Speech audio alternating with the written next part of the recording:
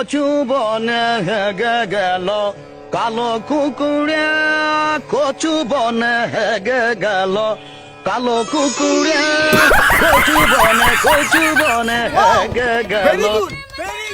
আপনাকে জানেন আমার খুব ভালো লাগে।